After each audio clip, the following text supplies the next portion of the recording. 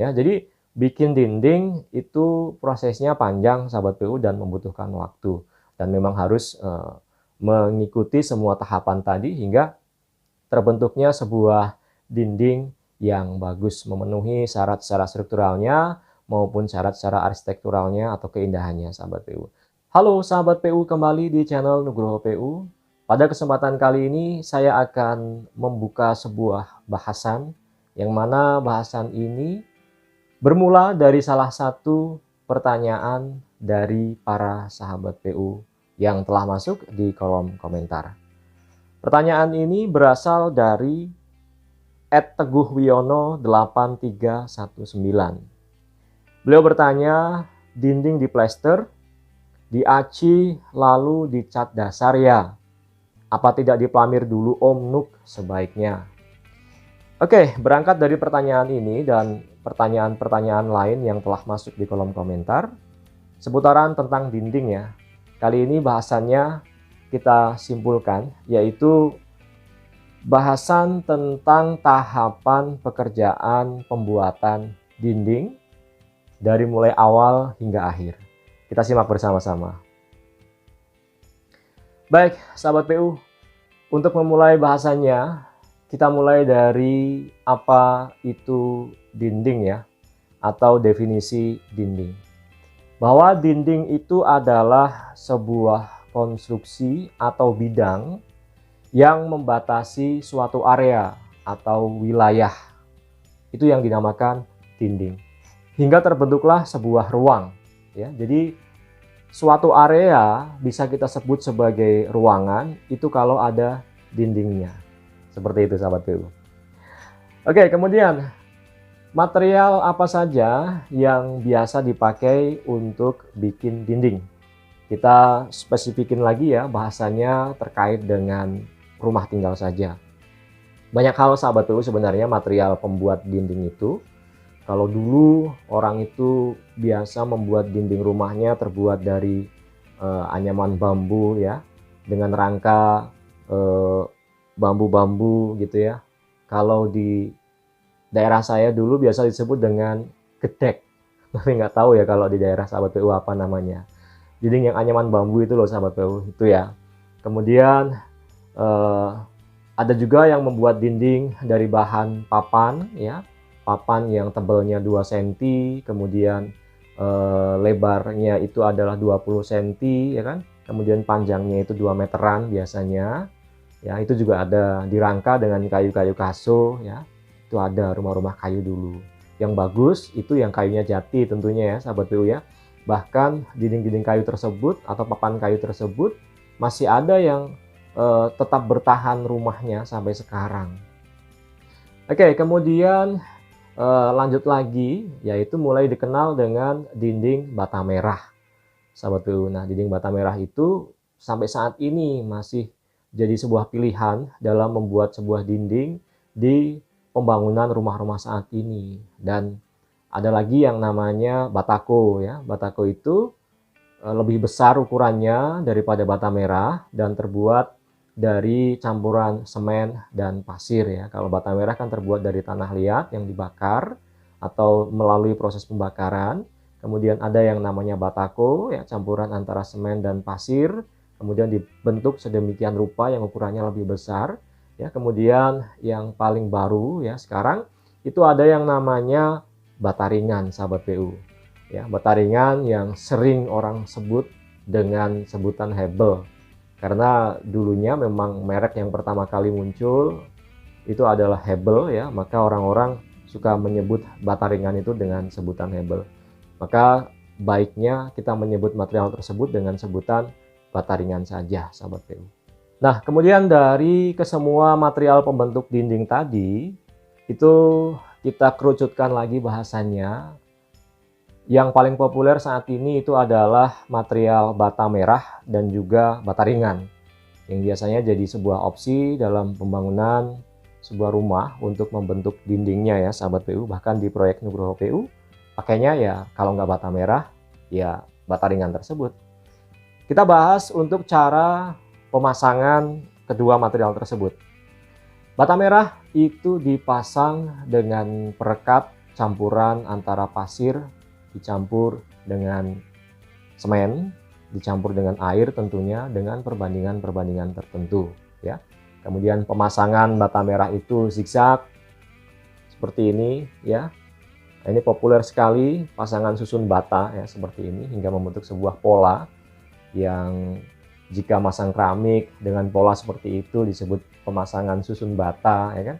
Jika masang batu alam dengan pola tersebut seperti ini itu juga disebut pasang batu alamnya dipasang dengan pola susun bata seperti itu ya, atau zigzag setengah ya, setengah seperti itu.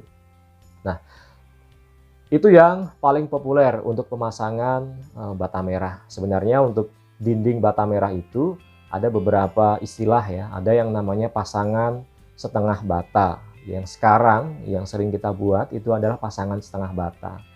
Pasangan setengah bata itu ibarat kata ini adalah bata yang dipasang seperti ini. Tap gitu ya. Tapi ada juga pasangan satu bata. Jadi batanya diputar ya, kemudian dipasang melebar seperti ini. Jadi dindingnya lebih tebal. Itu dulu ya, karena dulu belum ada yang namanya konstruksi beton bertulang, yang mana dinding itu juga diperuntukkan untuk menahan konstruksi di atasnya. Jadi dindingnya tebal-tebal pakai bata merah itu dulu. Tapi sekarang dinding itu hanya difungsikan sebagai penyekat ruang, maka semakin ditipisin untuk ketebalan daripada dinding tersebut. Maka bata merah tersebut ya dipasang dengan campuran semen dan pasir, kemudian dengan syarat bahwa siar tegaknya itu tidak boleh sekaligus lurus supaya saling mengikat ya. Maka ikatan bata tersebutlah yang jadi satu kesatuan dari bata yang kecil-kecil hingga membentuk sebuah bidang yang luas dan kokoh ya dari ikatan-ikatan tersebut.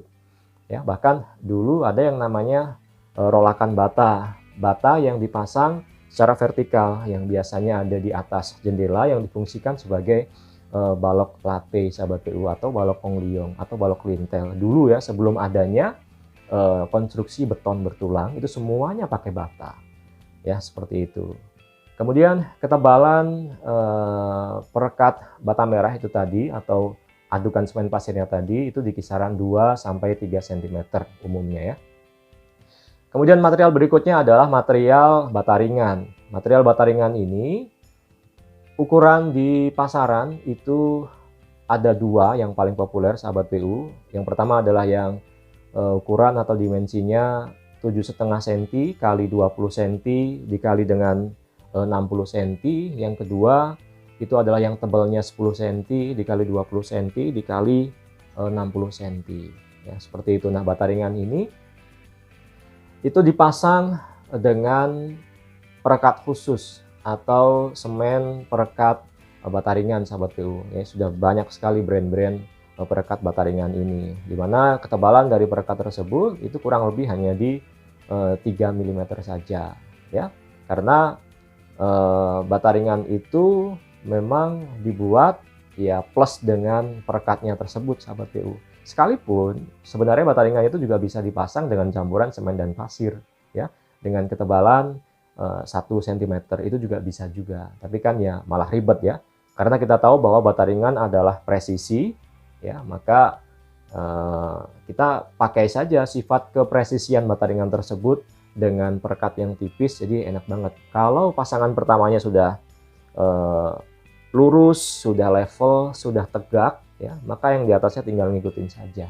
Otomatis pemasangan bata ringan itu bisa lebih cepat bahkan dibandingin dengan pasangan bata merah. Apapun itu, kedua material antara bata merah dengan bata ringan itu memiliki kelebihan dan kekurangannya masing-masing. Dan umumnya atau secara penilaian keseluruhannya keduanya sama-sama baik ya sahabat PU ya. Jadi monggo silahkan mau pakai bata merah oke, mau pakai bata ringan oke ya.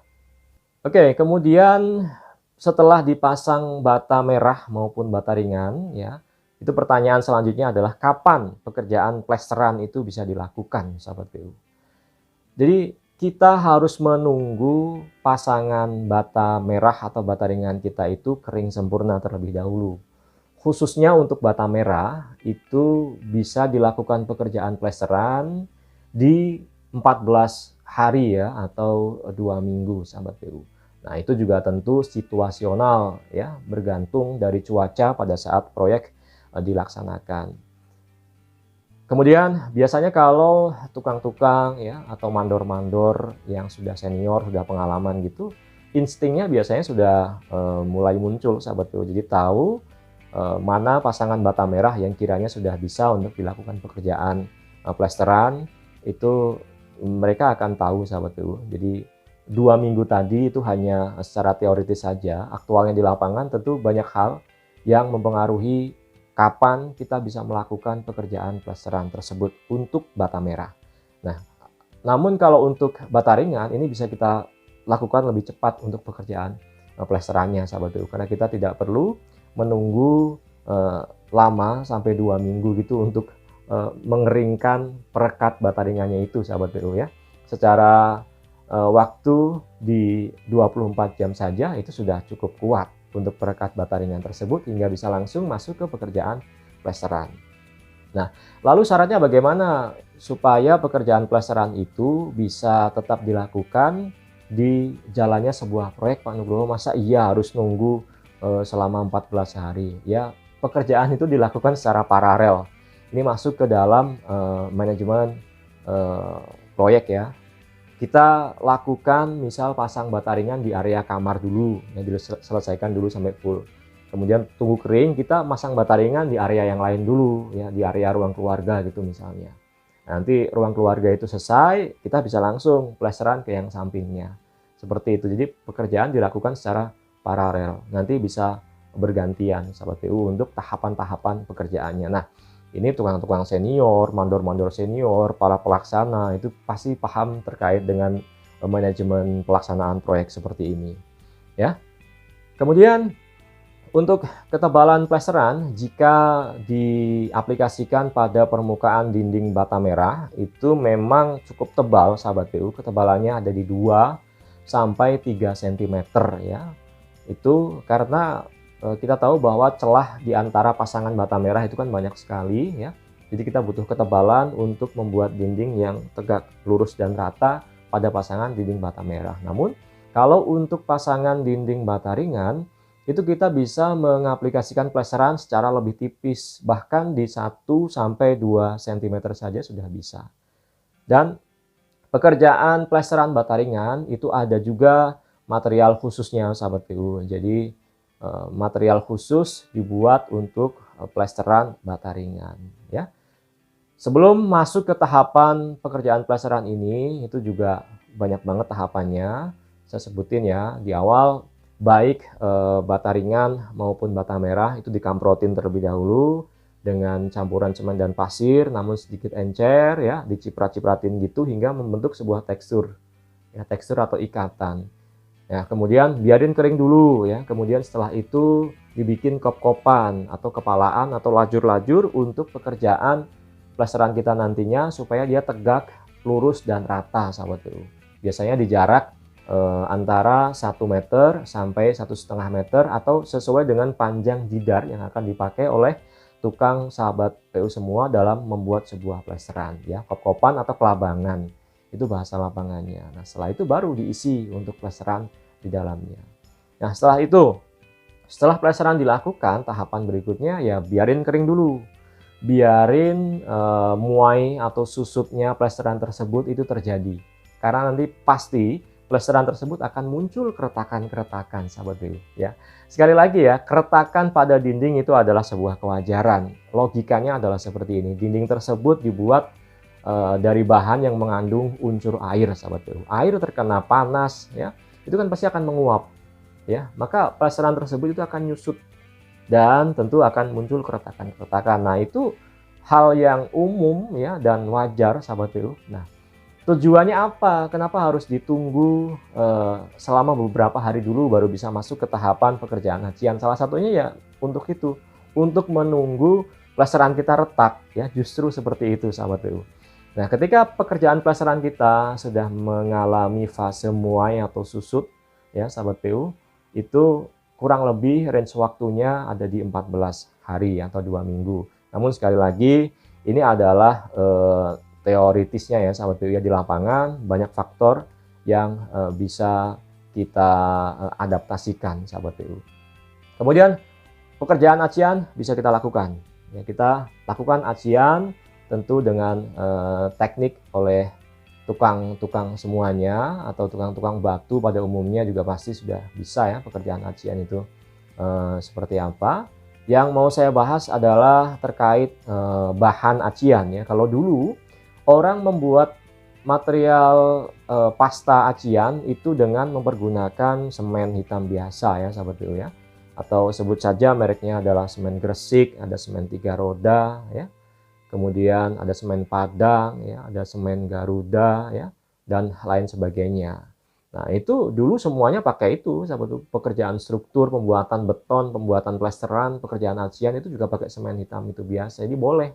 Kalau sahabat itu mau pakai semen tersebut untuk acian itu boleh banget ya. Jadi silakan pakai itu. Yang kedua, ada material baru ya saat ini adalah material yang khusus dibuat untuk pekerjaan acian. Ya, namanya adalah skim wall.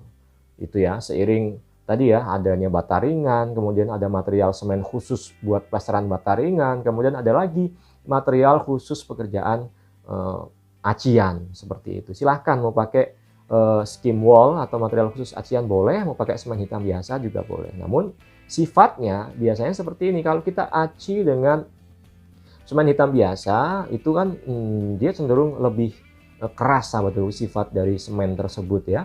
Jadi nanti acian maksud saya itu akan tertempel dengan lebih solid ya, kuat seperti itu. Namun dia akan gampang retak ya. Dan sekali lagi keretakan ini bukan sebuah masalah, memang umumnya seperti itu.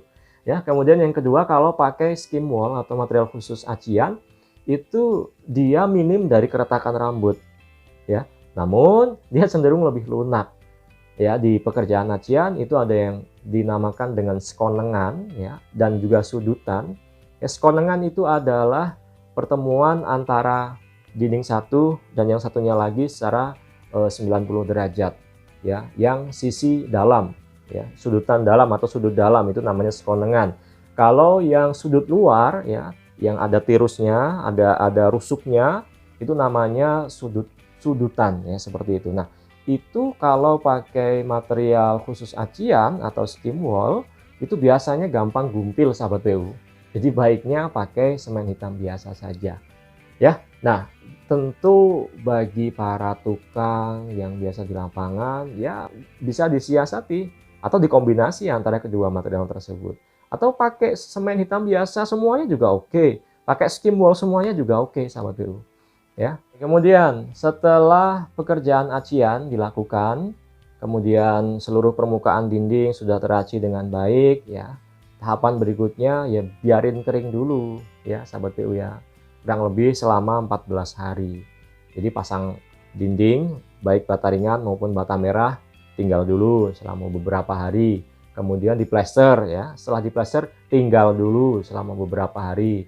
Kemudian diaci, setelah diaci tinggal dulu selama beberapa hari, baru setelahnya dilakukan pekerjaan cat dasar sahabat PU. Nah, cat dasar ini fungsinya yang pertama adalah untuk menutup celah-celah atau pori-pori atau keretakan rambut yang terjadi pada permukaan acian ya sahabat PU ya, setelah mengalami muai susut. Kemudian cat dasar ini juga menjadi bahan yang mampu mengikat antara dinding acian dengan catnya sahabat PU. Jadi jangan sepelekan untuk pekerjaan pengecatan dasar ini karena penting banget sahabat PU. Nah, dinding setelah diaci itu kalau pakai semen hitam biasa, biasanya permukaannya akan berwarna abu tua sahabat PU. Kalau diaci dengan mempergunakan skim wall atau material khusus acian itu akan berwarna abu muda. Nah, kemudian setelah melalui proses muai susut, nanti keretakan rambut akan mulai muncul. Nah, keretakan rambut itu yang akan ditutupi oleh material cat dasar ini. Nah, biasanya setelah dicat dasar, itu akan kelihatan semua itu. Mana yang perlu kita repair, ya. Nah, untuk celah-celah yang cukup besar, ya, itu bisa dilapisi dengan material plamir. Nah, material plamir ini bisa diaplikasikan dengan mempergunakan KP besi sahabat PU atau scrap besi ya, tuh untuk dioles-olesin ke celah-celah tersebut, kemudian diamplas ya. Apabila ada serpihan-serpihan tempelan-tempelan semen gitu ya, itu juga dikikis, kemudian diamplas ya, seperti itu. Kemudian kalau sudah dicek, sudah keretakan rambut sudah tertutupi oleh cat dasar ya, kemudian retak-retak atau benjol-benjol acian itu sudah kita kikisin, kita amplasin, sudah kita pelamirin, baru berikutnya adalah pekerjaan pengecatan sahabat PU. Nah, pekerjaan pengecatan ini saran saya pakailah cat-cat yang sudah memiliki jam terbang atau jaminan kualitas yang baik ya sahabat PU ya. Biasanya untuk cat-cat yang bagus itu 2 kali lapis atau 3 kali lapis itu sudah muncul warnanya secara bagus.